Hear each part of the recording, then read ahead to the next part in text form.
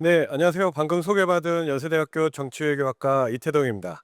오늘 말씀드릴 주제는요, 기후 적응 리빙랩, 특히 경상남도 탄소 중립과 기후 적응 리빙랩의 적용이라는 주제로 말씀드리도록 하겠습니다.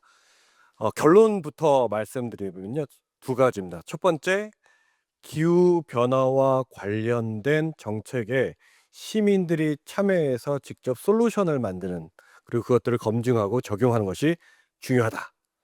그리고 두 번째는 기후변화에 대응하는 것이 그냥 당위적으로 꼭 해야 하니까 라기보다는 이것이 경제에도 좋고 일자리 창출에도 좋은 윈윈으로, 먼 미래의 일이 아니라 지금의 일로 윈윈을 만드는 것이 중요하다라고 할 수 있습니다.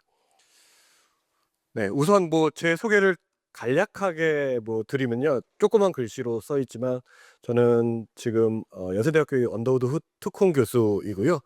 어, 지금 대통령 직속 탄소 중립 녹색성장위원회 위원이기도 합니다. 환경공단에서도 유사한 일들을 하고 있고요.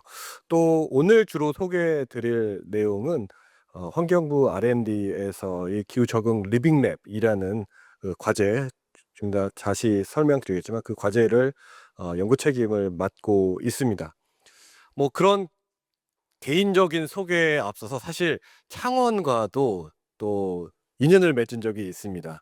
제가 유업 워싱턴 시애틀에서 박사를 공부를 할 때 2009년에 창원에 왔습니다. 창원에 와서 그때 지금 도지사이신 박완수 시장님이셨는데요. 박완수 시장님께서 창원을 환경 수도를 만들겠다라는 그런 정책을 만드셨었어요. 인바이러먼털 캐피탈. 그래서 C40라는 그런 어 도시들의 네트워크에도 가입하시고 창원의 누비자 있지 않습니까? 창원의 누비자를 C40 국가들하고 막 논의를 하면서 엄청나게 창원의 그 혁신적인 이 공용 자전거 시스템에 대해서 배우는, 그래서 아니 창원이 왜 이렇게 열심히 하고 잘하고 있는가를 케이스 스터디를 하러 창원에 2009년에 왔었습니다. 그래서 여전히 깨끗하고 아름다운 도시라는 생각이 드는데요. 어 저는 이런 환경 에너지 리빙맵 혹은 기후변화 도시와 같은 이런 책을 쓰고요. 제가 주로 연구하는 것은 도시들이 기후변화 에너지 문제에 대응하기 위해서 국가를 넘어서서 도시들 간의 초지방 관계라고 저는 말을 하는데, 지방들 간에, 도시들 간에 서로 협력하는 것들을 주로 연구하고 있습니다. 아까 전에 뭐 그 말씀을 드려서 요 부분은 아주 간단하게만 준비를 했습니다. 몇 개 숫자를 알아두시면은 이제 계산하기가 되게 편한데요. 아까 슬라이드에도 있고 여기도 잠깐 있지만 우리나라에서 1년에 한국에서 1년에 배출하는 온실가스 양을 아십니까? 네. 아, 이게 눈치가 있으신 분은 딱 보고 읽으셔. 잘하셨습니다. 네. 7억 톤 정도 됩니다. 이 7억 톤, 왜냐면 우리가 몇 퍼센트를 줄인다라고 하는 게 어디에서 얼마만큼 줄이는 걸 알아야 되잖아요. 그래서 뭐 숫자가 많이 나오는데 얼마만큼 배출하는 걸 알아야 돼요. 물론 7억 톤은 아닙니다. 7억 뭐 2천만 뭐 327점 몇 톤 이렇게 되는데 그거 다 빼시고 복잡하시니까 7억 톤 정도 되신다고 생각하면 됩니다. 어, 전 세계 온실가스 배출이 약 1년에 600억 톤 정도가 되고요. 제가 이 말씀을 왜 드리냐면 탄소 중립을 얘기를 하잖아요. 근데 이게 정말 어려운 거예요. 그래서 어렵다라고 하면 뭐 그래 어렵겠지라 그러는데 이걸 어떻게 말씀드리면 이게 진짜 어려운 건지를 알까? 그래서 제가 맨날 실패하는 다이어트로 한번, 예. 여러분 다이어트 해 보셨죠? 네. 저도 다이어트를 맨날 합니다. 내일부터. 그게 제일 큰 문제인데 여러분 지금 그 여러분의 몸무게를 한번 생각해 보세요. 제가 안 물어볼게요. 네. 제 몸무게도 안 알려드릴 겁니다. 몸무게 한번 생각해 보세요. 생각하셨어요? 자기 몸무게에서 10% 빼보신 분 있으세요? 오, 몇 분 계시는데 어려워. 20% 빼보신 분 계세요? 20%? 자기 몸무게예요. 예? 20% 빼보신 분 있으세요? 없으실 거예요. 그런 분이 있으면 우리는 그런 사람을 보고 독한 XX 이렇게 부르잖아요. 그죠? 예. 40% 혹은 51%, 60%를 뺄 수 있을까요? 똑같은 거예요. 7억 톤, 예를 들어서 70kg의 몸무게를 가진 사람, 제가 그렇다는 건 아닙니다. 여러분 뭐 아니어도 괜찮아요. 70kg의 몸무게를 가진 사람이 그죠? 35kg를 뺀 거예요. 그게 50% 감량입니다. 근데 이게 왜 힘들죠? 다이어트 왜 힘드세요? 맛있는 게 너무 많아요. 그쵸? 삼겹살 꺼먹다 보면은 소주도 한 잔 마시고 싶고, 그죠?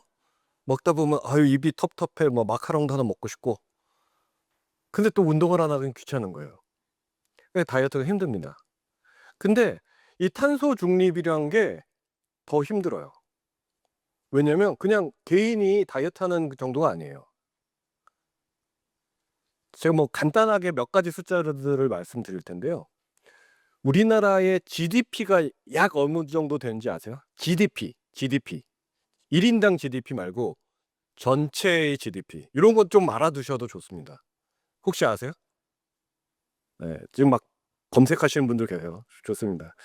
약 2,100조 정도 돼요. 2,100조 원이에요. 조 원. 예. 그게 왔다 갔다 해요. 환율에 따라서 달라집니다. 2,100조 원 정도 되는데 에너지 시장, 우리나라 에너지 시장이 약 200조 원 정도 돼요. 10분의 1 정도 되는 거예요. 네. 근데 생각해 보세요. 에너지 믹스는 에너지를 쓰는데, 특히 인제 전기를 만드는데 어떤 에너지원을 쓰는가에 대한 거거든요. 그게 1%가 왔다 갔다 한다. 그럼 얼마예요?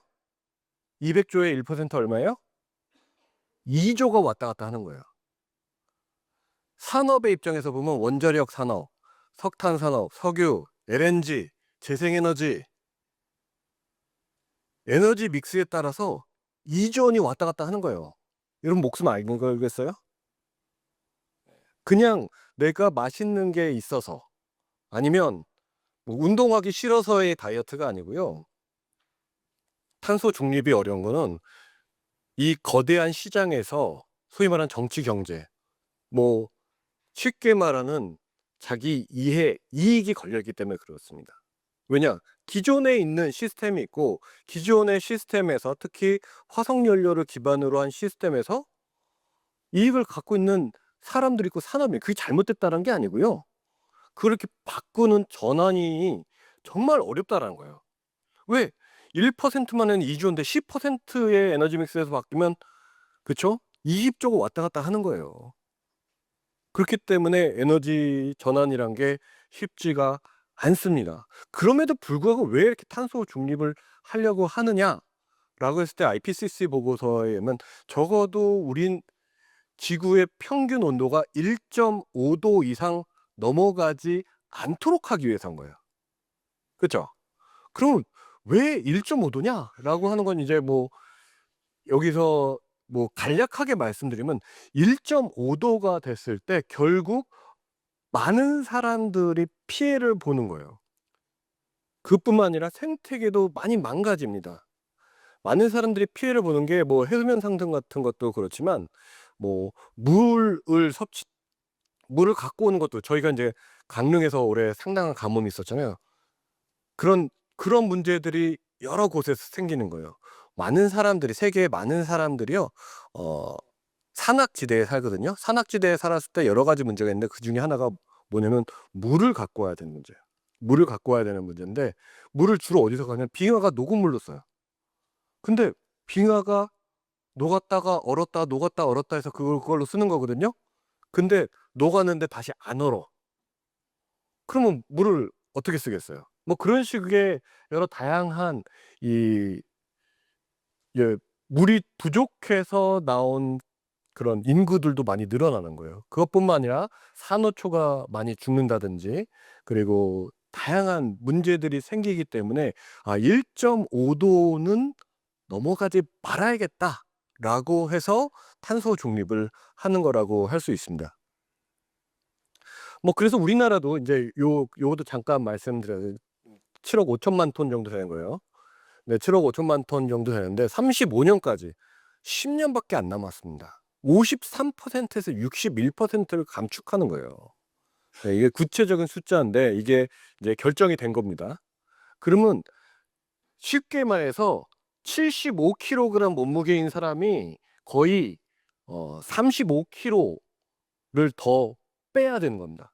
그래서 거의 이제 61% 정도 감축하면 한 그 사람 몸무게가 30kg가 안 되게 빼야 되는 거예요. 35년까지. 그리고 50년까지 그 빵이 되는 거예요. 사람이면 죽겠지만 그만큼 네, 사람 죽죠. 그렇죠? 근데 그만큼 체제가 다 바뀌어야 되는 거예요. 어려운 일입니다. 그래서 어떻게 되면 전력에서 아까 보셨듯이 전력에서 많이 줄여야 돼요. 화석 연료, 특히 석탄 화력 발전소 중심에서 재생 에너지로 전환은 에너지 전환이 되게 중요하고요. 수송 분야도 되게 중요하고요. 산업 분야, 건물 순으로 이제 주요 감축 분들이 있습니다.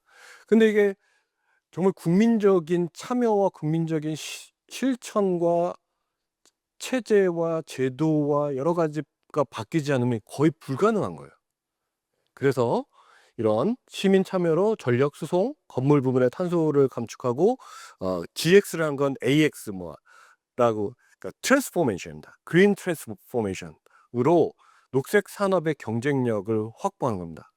그리고 제가 오늘 주로 말씀드릴 것은 리빙랩 적용으로 시민 그냥 참여한다를 넘어서서 시민들이 문제 해결, 즉 솔루션을 같이 공동 창조하고 그것들을 검증하는 것이 필요하고 그것들이 잘 됐을 때 우리나라의 다른 곳으로 또 확산할 수 있고 다른 나라에도 확산할 수 있다라고 말씀드릴 수 있습니다. 특히 제가 말씀드릴 부분은 적응이란 어댑테이션이란 분야입니다. 기후변화의 대응은 뭐 여러 가지로 나눌 수 있지만 크게 두 가지로 나눌 수 있거든요. 첫 번째는 저감, 감축 혹은 영어로 미티게이션이라고 하는 겁니다. 즉 온실가스를 줄이는 거예요.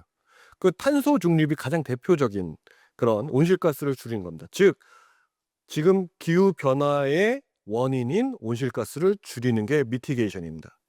근데 문제는 뭐냐면 기후 변화의 영향이 2050년, 2100년에 있는 게 아니고요. 지금 벌어지고 있는 거예요. 그렇기 때문에 우리의 시스템을 지금 변화되고 있는 기후에 잘 맞춰서 리스크를 줄이고 위험을 줄이고 그 기회를 창출하는 게 필요하다라고 하는 게 기후변화 적응, 어댑테이션이라고 합니다. 예로 2022년에 경남의 포항에 흰남노 태풍이 왔습니다. 그때 어떤 일이 있었냐면 100mm씩 비가 4시간 동안 내렸어요. 네, 400mm가 왔는데요. 그러면 그게 막 뭐 400mm면 무릎 조금 더 되는 게 되지 않느냐, 그게 뭐가 문제냐라고 할 수 있지만 물이 많이 그런 물이 오면 다 어디로 가죠? 네, 다 밑으로 다 갑니다. 그래서 포항 제철 바로 옆에 있는 건천이 넘치는 거예요. 예, 그래서 그 넘치니까 고로가 다 멈췄습니다. 이게 이상하죠. 왜 물이 좀 왔다고 고로가 멈추나? 라고 하는데 이게 약간 후쿠시마 원전 사고랑 비슷해요. 혹시 후쿠시마 원전 사고 어떻게 났는지 아세요? 2011년이긴 해서 좀 오래되긴 했습니다. 쓰나미가 왔죠. 네. 근데 쓰나미가 왔다고 하더라도요. 보세요. 그 원전은 막 미사일로 쏴도 될 정도로 단단하게 만들어요. 근데 쓰나미 왔다고 그게 이렇게 막 피해 올 건 아니거든요. 근데 그게 어떻게 된 거냐면 원전을 돌리고 특히 냉각을 하는 건 다 전기 시설이에요. 펌프가 돌아가야지 그죠? 냉각수가 돌 거 아니에요? 그래서 그 전기 시설을 다 어디다 만들어 놨냐? 지하에 만들어 놓은 거예요. 그래서 쓰나미가 방벽을 넘어서 물이 넘친 거예요. 물은 다 어디로 가요? 밑으로 갑니다. 그래서 전기 시설을 다 셧다운을 해버린 거예요. 그러니까 냉각수가 안 돌아가니까 원자로가 터진 거예요. 그렇게 생긴 거예요. 이것도 마찬가지예요. 고로도 다 전기가 많이 쓰이거든요. 전기로들이 많기 때문에 그게 다 물이 들어가서 스탑이 된 거예요. 그러면 그걸 다시 데워서 쓰지 못해요. 그냥 통째로 버려야 됩니다. 그래서 포항 제철 포스코 피해액만 1조 2천억이 난 거예요. 또 산업뿐만 아니고 그때 이제 뭐 아파트에서 연락이 오죠. 방송이 나옵니다. 비가 아파트 지하 주차장으로 들어가고 있으니까 빼주세요. 이렇게 해서 들어가서 뺐어요. 2, 3천만 원짜리 조금 더 비싼 차도 있겠지만 그거 빼시느라고 10분이 돌아가셨어요. 그게 결국 사람들의 생명과 재산을 지키는 게 되게 중요한데 이전에 없었던 그런 기후 재난들이 폭염이나 한파나 가뭄이나 이런 문제들이 계속 생기는 거예요. 그럼 우리가 이 시스템에 이런 변화에 잘 대응할 수 있는 시스템이 있느냐? 그렇진 않은 거죠. 거기에 대응하는 것이 바로 적응이라고 했습니다. 그래서 적응도 되게 산업 에너지, 랜드, 수자원, 보건, 연안, 생태계 되게 복잡해요. 왜? 기후 변화로 인한 영향이 다방면에 다 걸쳐 있으니까 그런 거예요. 그래서 이걸 대응하기가 되게 어렵습니다. 또 측정하기도 어려워요. 왜? 탄소 중립 하면은 CO2로 다 환산해서 얼마 몇 퍼센트 7억 톤 거기서 51% 63% 나오는데 이거는 측정하기 되게 어려운 거예요. 그럼에도 불구하고 어떻게 보면 기후변화 적응이란 것은 우리가 더 잘 해야 되는 부분이에요. 왜? 우리의 삶과 재산에 직접적으로 영향을 지금 끼치고 있고 앞으로 더 끼칠 가능성이 크기 때문입니다. 그런 것 때문에 이제 환경부에서 이 기후 적응과 관련된 리빙랩 연구를 좀 해라라고 한 겁니다. 그래서 요 주제는 신기후 체제 대응 위한 환경 기술 개발 사업.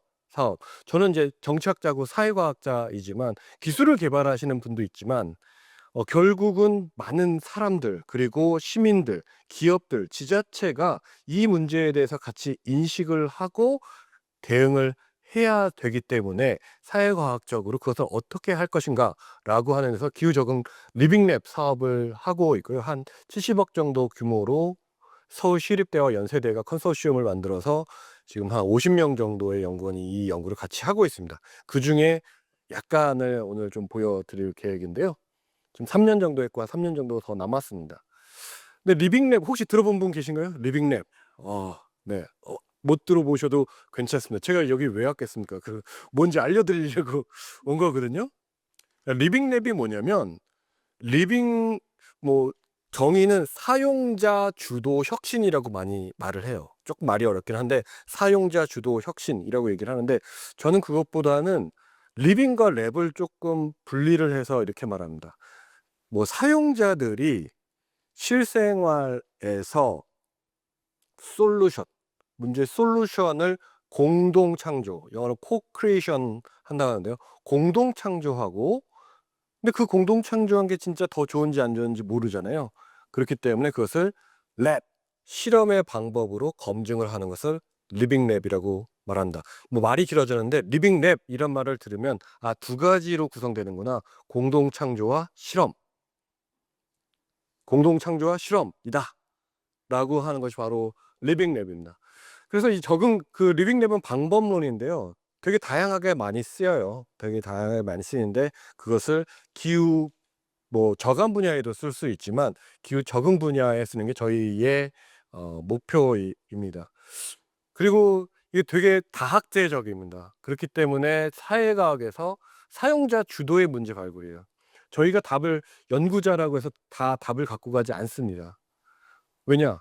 이게 문제가 뭔지에 대해서부터 그 문제의 당면에 있는 분들과 문제 발굴 먼저 하는 거예요.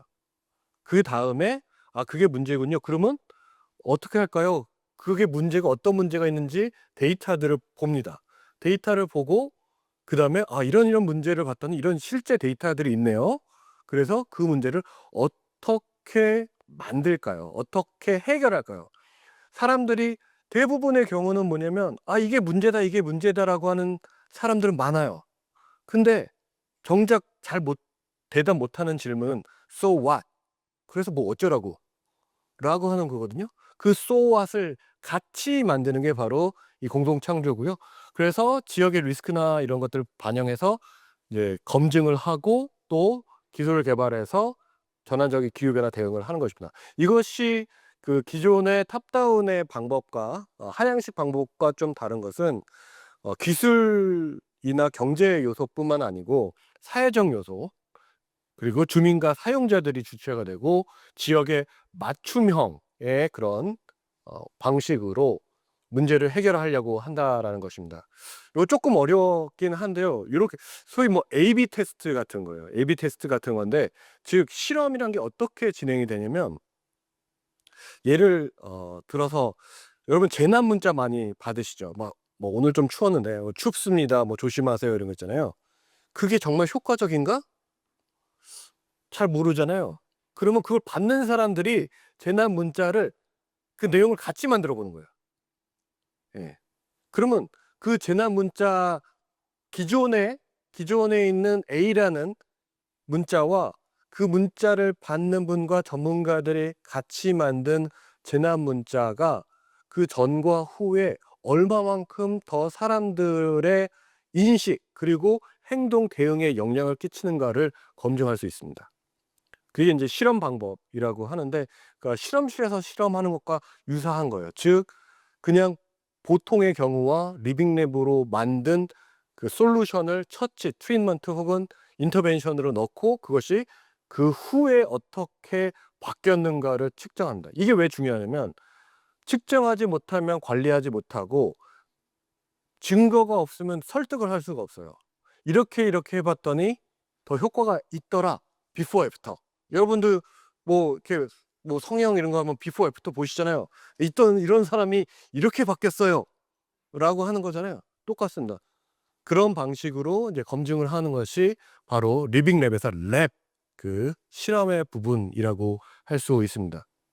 뭐 이런 것들은 이제 다양한 통계 기법으로 분석을 하고요. 그래서 저희 같은 경우는 지자체 리빙랩, 기업 리빙랩, 교육 리빙랩, 과학 리빙랩들을 해서 결국 의사결정 지원 시스템을 만들고 있는데요. 또 특히 중요한 게 리빙랩의 이 기법을 개발하는 이게 어떻게 뭐 뭔지도 잘 모르겠고 어떻게 해야 되는지도 잘 모르겠으면 그것들을 잘 할 수 있도록 가이드를 드리고 여러 그 단계마다의 체크리스트를 드리고 그것들을 시범 운영해서 유효성을 검증하고 확산하는 것이 인제 저희 역할이라고 할 수 있습니다.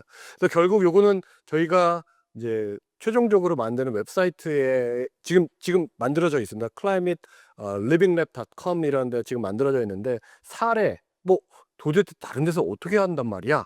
라고 하는 사례들을 국내 사회 공각 계획과 실행 그리고 기후 적응과 관련된 데이터베이스들을 제공하고 또 의사결정 지원 도구로 어떤 지역에서 어떤 분야의 사용자와 단계로 어떻게 했을 때 리빙랩을 적용해서 기후 적응에 대응할 수 있구나라고 하는 것들을 보여준다고 할 수 있습니다. 이게 유저 인터페이스인데요. 이게 그 웹에서 그러니까 모바일 말고 웹에서 좀 더 보면은 결국 누가 하는 게 되게 중요하거든요.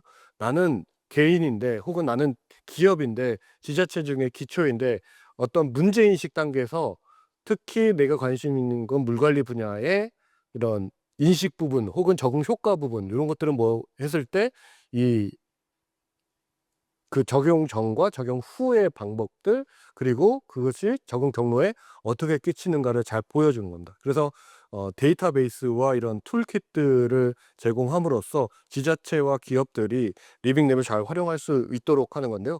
결국 그걸 통해서 통합 시스템을 만들고 리빙랩 기법과 적응 옵션 그리고 적응 경로 의사결정 지원 도구를 만드는 그 시스템이라고 할 수 있습니다. 지금 이걸 하고 있는 게 인천시에서 하고 있고요. 그리고 동대문구, 서대문구에서 하고 있고 수원시에서 하고 있고 또 통영에서 하고 있습니다. 또 경남도에서 또 불러주셔서 내일 이 탄소중립센터 정판용 센터장님과 함께 이제 MOU를 맺거든요.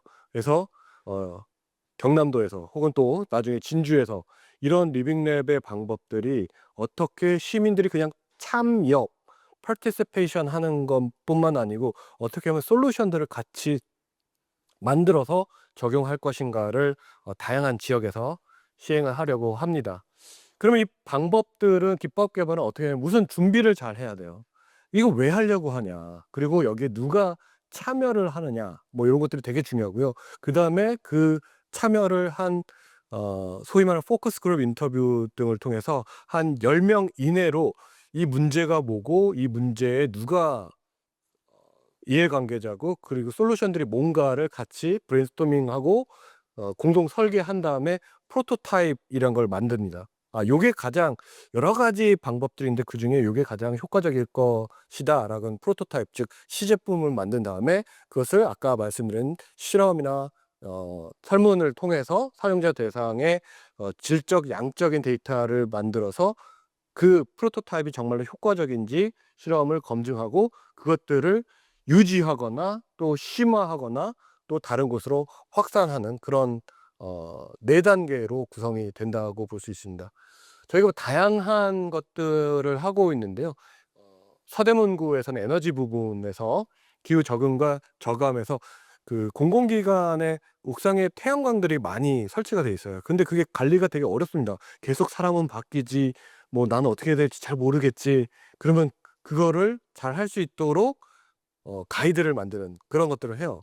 왜냐면 재생에너지의 원을 확보하는 것도 중요한데 재생에너지 확보가 돼 있어 다 설치를 했는데 작동이 안 돼. 그럼 안 되잖아요. 그런 것들을 어떻게 할 수 있는가를 하는 게 이제 서대문 팀에서 하는 거예요. 고요. 그 인천에서는 사실 2가지를 하고 있습니다. 무더위 쉼터, 이건 좀 더 자세히 말씀드리겠고요. 폭우와 관련된 침수와 관련된 소위 말하는 시민과학이란 걸 하고 있습니다. 그것도 조금 이따 다시 더 말씀드리고, 방금 말씀드린 이제 기후 재난문제, 요거는 행안부하고 재난안전연구원하고 같이 시민들하고 같이 만든 걸 하고 있고요. 사실 저는 이제 기업에 되게 관심이 많고 기업들이 이 기후변화 적응과 관련돼서 윈윈을 말씀드렸잖아요, 아까 전에. 그냥 이거 해야 돼. 지구가 아파. 그리고 알았어. 근데 뭐 나의 당면 과시가 이렇게 많기 때문에 이거는 우선순위에서 밀릴 수밖에 없거든요. 그래서 사람들을 가장 움직이게 하는 좋은 방법은 뭐냐면 이거 하면 지구에도 좋은데 돈도 된다 하면은 더 훨씬 더 참여할 수 있어요. 그런 것들을 지금 같이 하고 있습니다. 교육과 관련해서 통영에서 연안교육, 뭐 양식업이 상당히 힘들거든요. 그런 수온이 많이 올라가서 막 80%씩 폐사하고 그럽니다. 이런 문제들 어민들과 어떻게 함께하고 어떻게 교육할 것인가를 통영에서 지금 통영 RC하고 같이 하고 있습니다.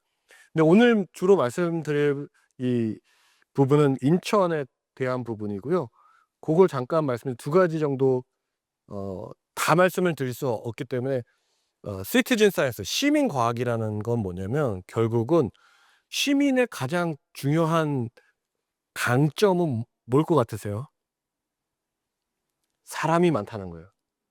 사람이 많아요. 예, 전문가는 그 분야 전문가 찾으려면 별로 없거든요. 사람이 많은데 잘 교육을 했을 때 여기서 인천연구원에서 하는 게 뭐냐면 침수 지역이 있어요.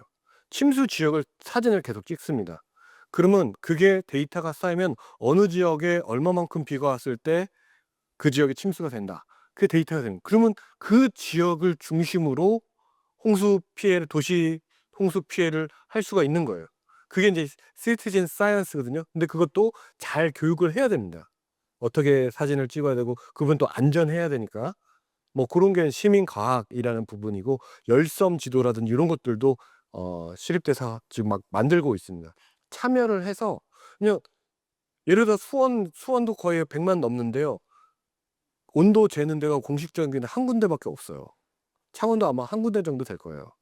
근데 시민들은 많잖아요. 창원 특례시니까 100만 되잖아요. 그죠?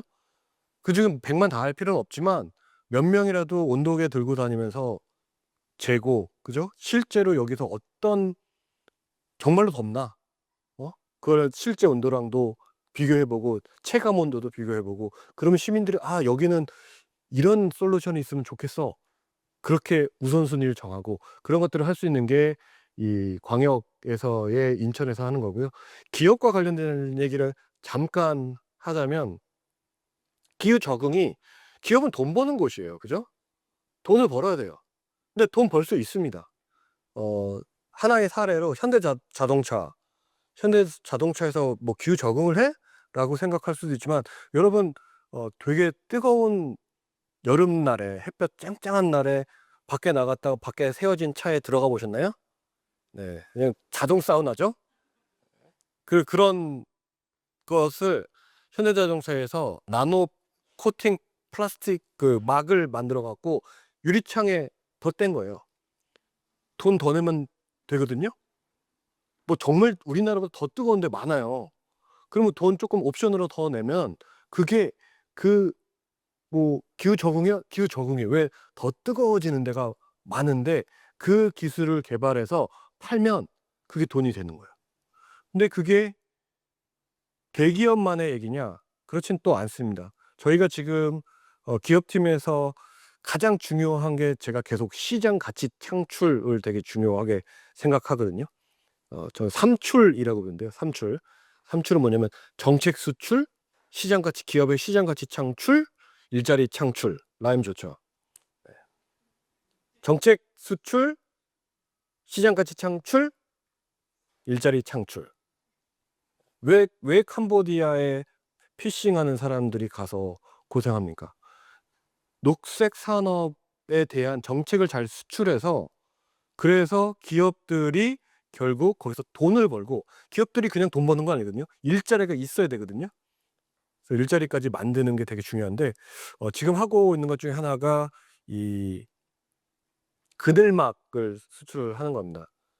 혁신이라고 하면은 뭐 혁신 되게 막 이노베이션 되게 좋아하는데, 여러분들 혁신 별로 한번 딱 떠오르는 거 있으세요? 뭐 챗GPT 이런 거 뭐 혁신적입니다. 저는 근데 정말 혁신적인 것 중에 하나가 뭐냐면, 어 분홍선 따라갈래? 초록색 따라갈래? 그죠? 정말 아무것도 아니에요. 그게 콜럼버스 달걀 같은 거예요. 그냥 칠해 놓으면은 그걸로 인해서 사람들이 얼만큼 헷갈리는 게 줄어들고 교통사고도 줄어들어요. 그런 게 저는 혁신이라고 생각하거든요. 혁신은 새로운 기술과 서비스가 사람들의 삶을 더 평안하고 행복하게 만드는 게 혁신이라고 생각. 그런데 그린에서의 혁신은 사람들뿐만의 생태계까지 더 평안하게 만드는 그런 기후 적응의 혁신은 저는 그늘막이라 생각해요. 그늘막 아시죠? 그 횡단보도. 그게 우리나라에서 거의 2015년에 서초구에서 시작한 거예요. 그분은 구청장이셨는데 국회의원 되셨습니다. 뭐 꼭 그것 때문만은 아니지만, 예. 근데 여러분 이렇게 여러 곳 다니시잖아요. 동남아 여행 다니시잖아요. 가 보세요. 없어요. 필리핀, 대만, 심지어 일본도 되게 덥거든요, 우리나라보다. 근데 그 그늘막이 없어요.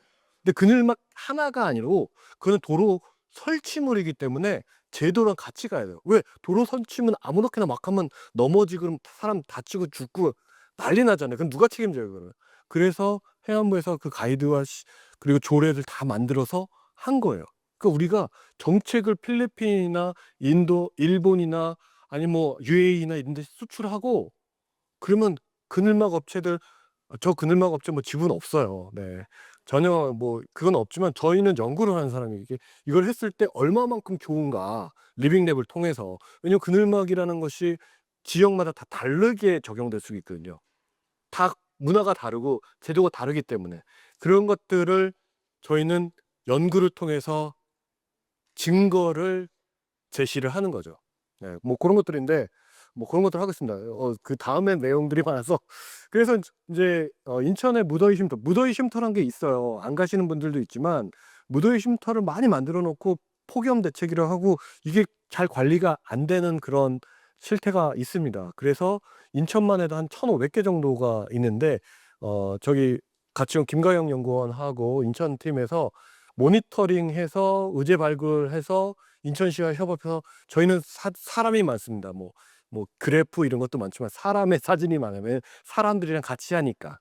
예, 그래서 그 준비하고 공동 창조를 해서 솔루션을 지금 막 아이디어를 도출하고 있어요. 네, 그런 것들을 이제 시범 사업을 실행한 다음에 그게 잘 되면 사실 이렇게 인천에서 무더위 쉼터에 대해서 1000명 이상을 서베이하고 뭐 150곳을 실제로 가서 실증적으로 한 거는 저희 연구가 사실 처음이거든요. 아마 우리나라에서도 처음이지만 뭐 세계적으로도 거의 처음일 겁니다. 그런 방식으로 해서 이제 무더위 쉼터 시범 사업을 하고 이제 올해 내년에 많이 해야 할 게 어떻게 이것들을 잘 적용할 것인가. 그래서 운영위원회 만들고 행정과 협의하고 또 연구 목적을 정하고 그다음에 사람들이 거기에 대해서 어떻게 생각해야 되는가 서베이하고 뭐 이런 방식으로 현황 조사를 하고 정말 그냥 막 하는 것이 아니라 연구단이 있기 때문에 차근차근 다 하고 윤리적인 것도 다 고려해서 무더위 쉼터의 실용성을 이용률이 꽤 높아요. 네. 그냥 노인분들만 가시는 건 아니더라고요. 인천의 경우는. 그리고 기후 적응 정책과 행동에 좀 더 적극적이고 또 유형이 되게 다양합니다. 유형마다 또 테일러 메이드한 정책을 만들어야 되는 거예요. 그래서 이런 폭염으로 인한 불안이나 스트레스를 경험한 사람들이 이런 무더위 쉼터를 이용하는 경우들이 더 많다. 뭐 이런 것들. 그리고 온열 질환을 경험한 비율이 높을수록 또 무더위 쉼터를 이용한다. 뭐 이런 것들을 발견을 했습니다. 그다음에 이제 현황을 잘 파악한다. 이게 문제구나. 그러면 뭘 해야 돼요? 솔루션을 만들어야 된다. 그러면 지금은 어떻게 되냐면 뭐 은행에서 하면 은행에 무더위 쉼터 그냥 가면 나는 은행의 업무를 본 사람이 아닌데 좀 이 전문 용어 좀 뻘쭘한 거예요. 아 이거 어떻게 심어서 그러니까 그런 것들을 어떻게 실제로 사용하는 사람들하고 얘기를 하는데 사용하는 사람뿐만 아니라 그 장소를 관리하는 사람하고 같이 얘기를 해야 되거든요. 또 무더위 쉼터 폭염과 관련된 정책을 만드는 사람도 같이 얘기를 해야 되는 겁니다. 그래서 뭐 그런 것들을 계속해서 보고 있고요. 또 이용자 간의 뭐 인식 차이라든지 법적인 근거라든지 이건 그냥 자비로 하는 거예요. 그냥 해라. 그냥 어차피 트는 거니까. 이런 문제들도 좀 있거든요. 이런 문제들에 대해서 어 권리 권한 등이 좀 모호합니다. 그래서 이런 것들을 같이 만들려고 하는 거예요. 그래서 "여기 만들었다. 얘다 써."가 아니고 실제 만드는 분들하고 그걸 이용하는 분들하고 관리하는 분들하고 연구진하고 같이 만들어서 인천형의 무더위 쉼터의 가이드라인을 만들면 그것을 바탕으로 다른 곳에도 적용 확산을 할 수 있는 거죠. 네. 요거는 왜 했냐? 여기서 필요하다고 해서. 예 인천시에서 요게 되게 문제인데 "한번 같이 해 봅시다."라고 해서 한 거예요. 저희가 들고 가서 "이거 합시다."라고 한 것보다는. 뭐 그래서 이용자, 공급기관, 담당자, 전문가들이 각각의 문제들, 인식과 이용 현황과 비용 왜 이용하지 않느냐, 실효성이 있느냐, 뭘 개선해야 되느냐, 또 어떤 정책 제안들이 있는가 이런 것들을 다 분석을 한 겁니다. 그래서 뭐 결국은 기본 인프라의 강화, 접근성 개선과 이용 환경 질적 개선과 생활형 쉼터 전환, 뭐 정책 차별화 요런 것들에 대해서 각각의 세부 내용들을 하나하나 다 보고 이제 해야 될 건 뭐 그러면 그래서 어떻게 운영할 것인가. 공간 분리를 한다면 사실 공간 분리 쉬워 보이지만 또 그렇지 않거든요. 공간 분리를 하는데 어 어떻게 공간 분리를 하는 게 가장 효과적인가. 근데 공간 분리를 하면 그 공간에서 뭔가 어 약간의 환경 교육, 기후 변화와 관련된 교육이 들어간 곳과 그렇지 않은 곳과의 차이는 뭘까? 여러분들은 정말 관심이 있으셔서 정말 대단하게 이때에 오신 거잖아요. 근데 많은 분들이 또 그렇진 않거든요. 근데 그런 무더위 쉼터의 기후 변화와 관련된 어떤 포스터를 놔둔 곳과 무더위 쉼터가 있는데 그렇지 않은 곳과 만약에 그걸 봤다라고 하면 어떤 인식의 변화가 있는가? 뭐 그런 것들을 같이 볼 수 있을 것 같습니다. 아유 네. 제가 40 분을 부탁을 받았는데 한 3분 정도만 더 쓰겠습니다. 요거는 이제 경상남도 거를 좀 봤는데요. 기후 적응 위기 적응과 위기 대책, 비전과 목표 그리고 경상도 남도 종합 계획들이 있습니다. 그래서 대한민국의 기후변화 안전지대 경남이라고 하는 것이 이제 가장 상위 비전인데요. 리빙랩에서 시민주도 리빙랩 사업은 결국은 기후 적응 위기 대응에서의 실효성을 높이고 지역사회 회복력을 강화하는 데 아주 중요한 방안이 될 거고요. 또 특히 이 보고서에서는 세부 시행 계획이 낮은 이해도가 있다는 거예요. 그걸 실제 하시는 뭐 담당자도 그렇고 시민들도 이거 왜 하는지 잘 모르겠다는 거예요. 그래서 그런 것들에 대해서 그런데 실제 자기가 해 보면 '아 이런 문제가 있구나.'라는 걸 아주 잘 알게 되거든요. 뭐 그런 한계들을 극복할 수 있는 방안이 될 수 있겠고 또 해결책을 모색하는 과정에서 이해도가 높아지는 그런 그리고 또 추동력을 얻을 수 있을 거라 생각합니다. 그래서 이거는 그냥 제안입니다. 이런 것도 할 수 있다. 근데 인제 이거는 만약에 경남도 탄소중립센터에서 모든 걸 다 할 수 없는데 하나 정도는 한번 리빙랩으로 '우리 도의 시그니처로 해 보고 싶다.'라고 한다면 예를 들어서 도시 열선 및 폭염 취약 지역 맞춤형의 쿨링시티 리빙랩. 근데 이게 돈이 들어요. 쿨링시티 하는 것도 돈이 드는데 그러면 그 한정된 예산과 조직과 능력을 가지고 어디에 무엇을 어떻게 하는가를 시민들과 관련된 사람들이 같이 정하는 거거든요. 또 농촌에서의 스마트 농업 리빙랩 뭐 이런 부분에 있어서 또 할 수도 있고요. 또 해안에서의 뭐 쓰레기 업사이클링과 연합 모니터링 혹은 적응 교육 오늘도 인제 적응 교육을 하는데요. 뭐 적응 교육을 해서 특히 청소년 그린 액션 리빙랩 요런 것들도 아마 가능하지 않을까라고 생각합니다. 왜냐면 이제 경남도에서 기업 이촌에서 어촌 체험 분야 정부 포상을 휩쓸었다는 기사를 봤는데 이런 것들을 하면서 기후 변화 뭐 라든지 다양한 그러니까 교육을 하는 것도요. 제가 알기 때문에 통영에서 하는 것도 내가 전문가고 뭐 이걸 알기 때문에 하는 게 아니고요. 교육을 받는 대상들과 함께 교육의 콘텐츠를 같이 만듭니다. 뭘 알고 싶고 뭘 알았을 때 도움이 되는지 그렇게 됐을 때 교육 효과가 더 높은가를 보는 거거든요. 뭐 이런 것들이 가능하리라고 봅니다. 이런 다양한 어 혁신들이 특히 지역의 주도하에 혁신들이 가능하다라고 생각합니다. 그러면 제 발표는 여기서 마치도록 하고요. 혹시 질문 있으시면 하시면 되겠습니다.